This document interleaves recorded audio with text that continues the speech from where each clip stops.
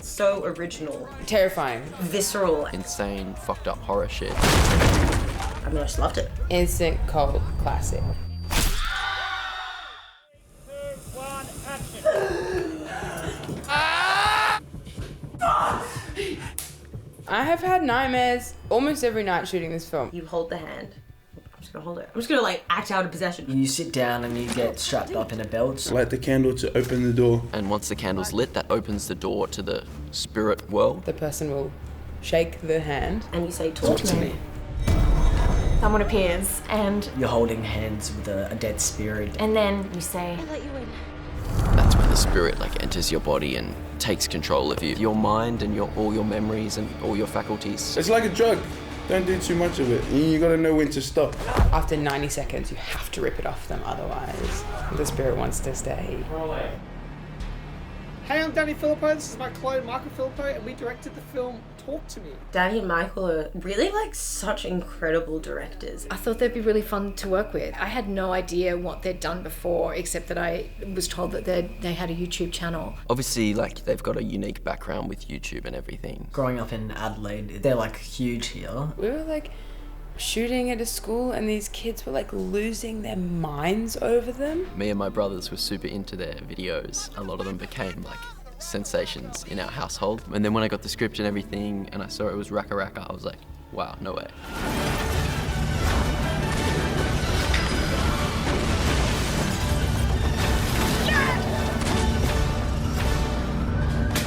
The YouTube stuff was always very run and gun and nothing was really thought through very much. It was all just sort of made up on the spot. The difference is time. It's a lot slower on a film. And even like getting permissions and stuff. Like if we wanted to film on a train track, Raka Raka, we just trespass and film on the train track. But with the film, there was more of a plan. There was a team. Everything was thought out. Every single shot, every single line, like everything was like analysed properly. But we still adopted the same energy that we have on our Raka Raka videos. We're gonna pick a number between 1 and 10. 1, 2, 3, 6. Okay, fuck it. One of the most important things as a director is your energy, because you're really driving the whole thing. And they create such an incredible environment on set for creativity to flourish. At times they like come up with ideas in the moment and like feel inspired in the moment and are so willing to just try things out. I find it fascinating how they work. They're kind of their focus is so razor sharp. Their energy is insane. Exploring stuff and throwing curveballs at you. At first, I was like, this is different, man. Like, I just hadn't kind of experienced anything like it. It's contagious. I called one of my boys up and he was like, bro, what are the Raka Raka boys like?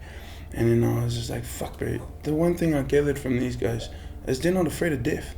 They're not afraid of death, man. And he was like, yeah, well, fuck. That's exactly the kind of guys you want to be making movies with, for us. Underneath all the crazy shit and, all the jokes and stuff, these guys are artists. We learned that things take time, lots of time. And time is something we don't have. And we learned that, whoa, time goes real quick. And we learned that next film, we want more time. We need double, we need 10. We need 12 weeks. 12 would be good. We learned we want 12 weeks. That's Danny and Michael in their filmmaking. These neighbor kids that we watched grow up, one of them was experimenting with drugs, and they were having a really negative reaction to the drug, and they were on the floor convulsing, and everyone was filming him on the floor and laughing at him. And I found the footage quite striking and horrifying at the same time, and that was the first nugget of inspiration for what became Talk to Me.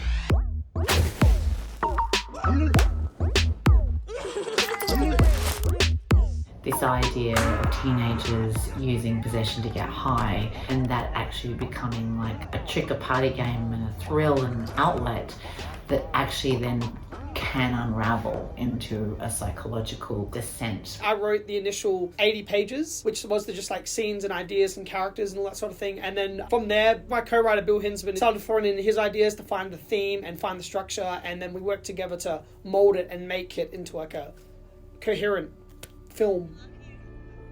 It took 2 years to cast the film, and it took 2 years to find Sophie. I knew it was going to be challenging. She brought so much to the table. She was such a powerful performer, and she's so like able to switch directions quickly. Even like the most subtle small note like changed her whole performance. Mia is the protagonist. the start of the story. Like, you know, she's grieving and she has a complicated home life. Mia, who's lost her mother some years before. The absence of her is kind of the crux of Mia's character arc, and this kind of longing for connection, and so I think that kind of manifests itself. Sue has no idea the depth of what is actually going. Like, you know, she's more worried about like sex and drugs and rock and roll. She's chasing them down sort of one path of questioning, but having no idea of the scope of what's really going on.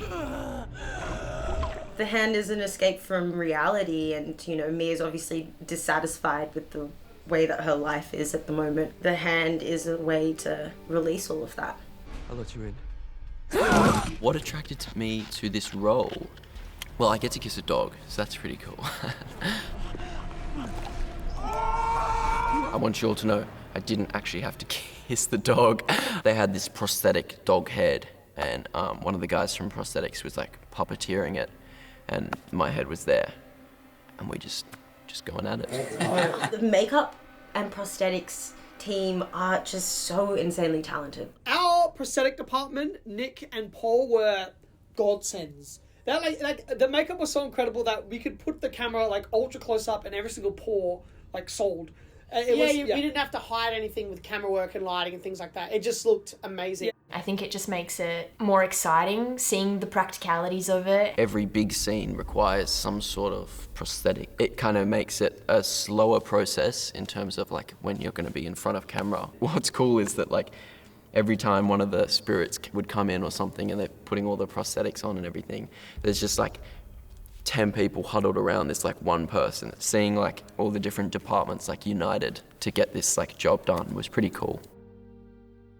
What like struck me when I first read it was how like relevant it felt. It just felt very real, and I could really see that here in Australia. Even like the way Danny kind of writes the vernacular and slang of like Australian teenagers. It was really important to Danny and Michael that the cast did feel very real. It's just accurate. Like, this is what Australia looks like. I think it's great that Australia has ventured more into these genre movies. It's great for Australian audiences to see characters that they recognise and places that they know.